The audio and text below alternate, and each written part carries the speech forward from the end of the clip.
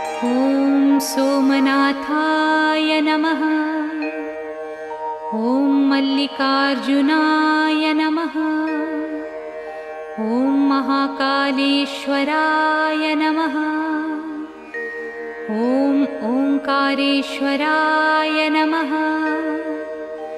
ॐ वैद्यनाथाय नमः। ॐ भीमशङ्कराय नमः।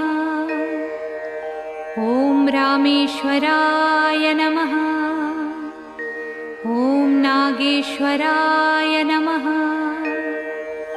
ॐ विश्वेश्वराय नमः। ॐ त्र्यम्बकेश्वराय नमः। ॐ केदारेश्वराय नमः। ॐ भुस्मेश्वराय नमः।